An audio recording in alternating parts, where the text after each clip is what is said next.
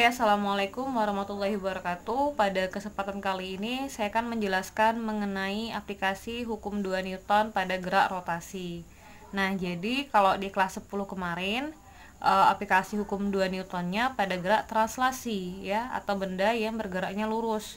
Kalau yang materi kelas 11 nih, aplikasi hukum 2 Newtonnya pada gerak rotasi atau gerak benda yang berputar. Nah, dalam hal ini ya, saya akan jelaskan dulu materi pada gerak pada katrol. Nah, yang kita bahas ya karena permulaan, jadi kita pemanasan dulu nih ya biar lebih panas. Nah, itu saya jelasin yang untuk satu buah katrol dulu ya. Nah, jadi ceritanya ini ada sebuah katrol yang dihubungkan dengan sebuah benda ya. Nah, bendanya ini ada tali nih, ini ada katrol ya, masanya M besar atau M kapital, jari-jarinya R kapital, kemudian ada tali, kemudian dihubungkan dengan benda bermassa M kecil. Nah, di sini biasanya ya kalau di soal-soal peninjauan ini yang akan kita cari adalah tegangan talinya dan percepatan dari sistemnya itu berapa. Nah, sama seperti pengerjaan pada aplikasi hukum 2 Newton pada gerak translasi ya di kelas 10 kemarin, langkah pertama yang harus kita lakukan adalah menguraikan gaya-gaya yang bekerja pada benda. Ya, nah kita tinjau dulu bendanya nih yang bermassa M ini. Nah, yang pertama ya pasti ada gaya berat kan. Kita tinjau pertama adalah sebuah benda yang bermassa M yang ini ya. Nah, benda ini memiliki gaya yang namanya adalah gaya berat. Nah, gaya berat itu dia arahnya ke bawah atau menuju pusat bumi ya. Gaya berat lambangnya W. Nah, karena di sini ada tali, berarti ada tegangan tali ya. Nah, ini ada T. Kemudian ada T nih, tegangan tali. Nah, kemudian kita tentuin kemana arah gerak bendanya. Nah, karena di sini ada ada benda ya. Nah, benda ini sehingga menarik si katrol sehingga dia akan bergerak ke bawah.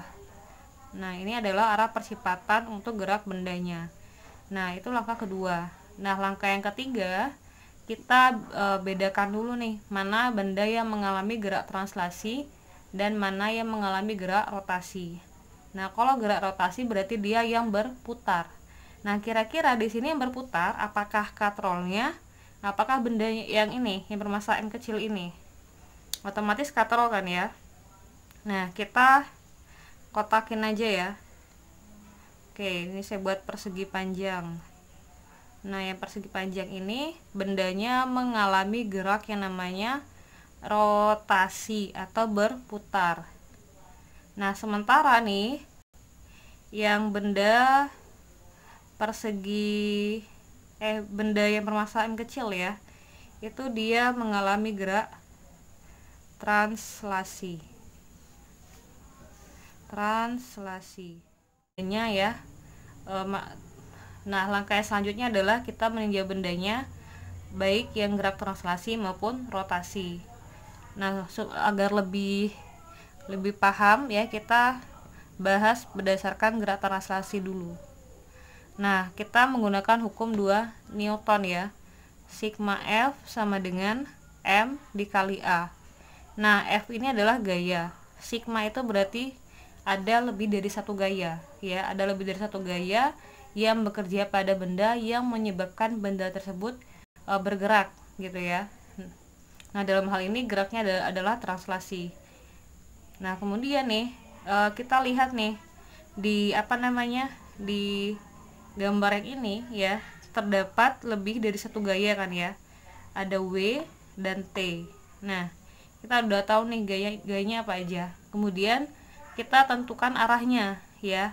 Nah, tentukan arahnya, semoga kalian masih ingat ya.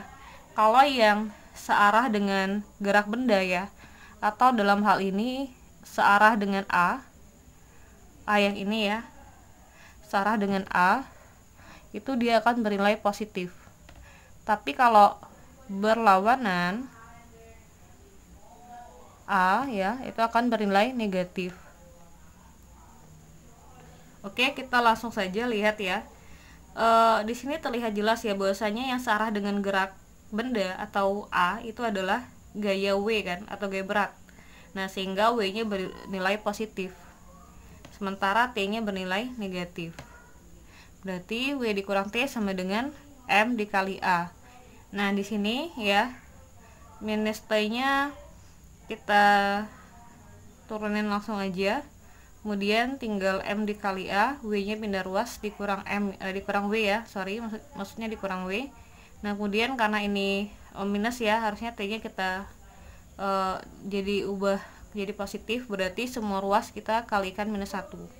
Jadinya T sama dengan W dikurang M dikali A. Nah, karena W itu adalah M dikali G ya, jadinya kita ubah ya, T sama dengan M dikali G dikurang M dikali A. Nah, ini adalah persamaan pertama. Oke, karena wilayah di sini papan tulisnya udah full, jadi saya hapus dan persamanya saya pindahkan ke sebelah sini ya. T sama dengan M dikali G dikurang M dikali A. Nah, lanjut kita meninjau bendanya ya, pergerakan bendanya berdasarkan pergerakan yang rotasi atau berputar. Nah, tadi kan kalau di hukum 2 Newton kita pakai yang sigma F sama dengan M dikali A. Nah, kalau di rotasi F itu kita ganti dengan tau ya, jadinya sigma tau sama dengan, nah M itu diganti dengan momen inersia atau I. A ini adalah percepatan. Nah, percepatan ya kalau di rotasi kita ganti dengan percepatan sudut, lambangnya alfa. Nah, kemudian ya, kalau kalian masih ingat tuh rumus yang di materi pertama kali ya tentang torsi dan momen gaya, tahu itu rumusnya adalah F dikali R kan ya, F dikali R. Nah, sehingga ini kita ganti jadi F dikali R sama dengan I ini adalah momen inersia. Nah, momen inersia itu tergantung momen inersia benda yang menyebabkan berputar itu dia apa. Nah, kalau katrol dalam hal ini dia dianggap bentuknya itu seperti silinder pejal ya, berbentuk silinder pejal, sehingga momen inersia yang kita gunakan juga momen inersia silinder pejal, yaitu setengah mr kuadrat ya, setengah mr kuadrat. Kemudian ya, alfa ini itu sama dengan A per R. Alfa itu adalah A per R. A ini percepatan ya, percepatan linear. R itu adalah jari-jari. Nah, berarti langsung kita ganti aja A per R. Nah, di sini kan saya buatnya R kecil ya, karena di sini dia jari-jarinya disepakati dalam R kapital ya, sehingga boleh kita langsung ganti aja jadi R kapital. Oke. Nah, kemudian F itu kan gaya ya. Nah, kita lihat nih, oh ternyata di rotasi gayanya itu hanya ada gaya tegangan tali kan.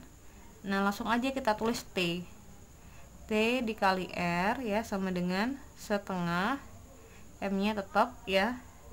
Kemudian ini R sama R kuadratnya bisa dicoret kan ya. Dicoret 1, pangkat 2-nya hilang, tinggal MR A. Nah, kemudian R sama R nya kita coret nih, tinggallah T nya sama dengan setengah dikali MA. Nah, ini adalah persamaan kedua. Oke, selanjutnya setelah memperoleh persamaan 1 dan 2, kita substitusi persamaan 2 ke 1 ya, atau kalau mau kalian 1 ke 2 juga boleh, nggak masalah. Kalau mau dieliminasi juga boleh sih, cuman saya dalam hal ini gunakan substitusi. Persamaan satunya adalah T sama dengan M dikali G dikurang M dikali A. Nah, persamaan satunya ya, persamaan keduanya adalah setengah M dikali A, berarti ditulis di sebelah sini ya, setengah MA sama dengan, ini tinggal di copy paste ke bawah aja, M dikali G dikurang M dikali A. Nah, yang ada sama-sama A kita kumpulin. Nah, karena di sini ada MA ya, ada variabel A, berarti kita pindahkan ke ruas kiri ya, jadinya setengah MA karena negatif pindah ruas jadi positif, ditambah MA sama dengan M dikali G. Nah, karena di sini ada variabel A dan di sini juga ada variabel A, jadi A nya kita keluarin, Jadinya setengah M tambah M ya, sama dengan M dikali G. Nah, A nya itu adalah M dikali G ya, ini pindah ruas jadinya bagi setengah M ditambah M kecil. Nah, diperolehlah hasil percepatannya adalah M dikali G dibagi setengah M katrol ya, ditambah M untuk massa bendanya. Nah, ini adalah persamaan percepatan untuk katrol yang tidak licin ya. Katrol yang tidak licin berarti dia berputar, atau dengan kata lain percepatan sudutnya tidak sama dengan 0. Ini untuk katrol yang berputar. Nah, bagaimana kalau seandainya disebutkan dalam soal katrolnya licin? Nah, kalau katrolnya licin berarti dia tidak berputar. Kalau tidak berputar dapat diasumsikan percepatan sudutnya sama dengan 0. Oke, nah ini untuk tegangan talinya kita bisa gunakan salah satu persamaan ya. Nanti kalau dalam pekerjaan soalnya boleh persamaan yang pertama atau yang kedua, karena dia satu sistem dan masih di satu sistem tali ya, berarti nanti dia punya besar tegangan tali yang sama. Oke, terima kasih atas perhatiannya. Wassalamualaikum warahmatullahi wabarakatuh.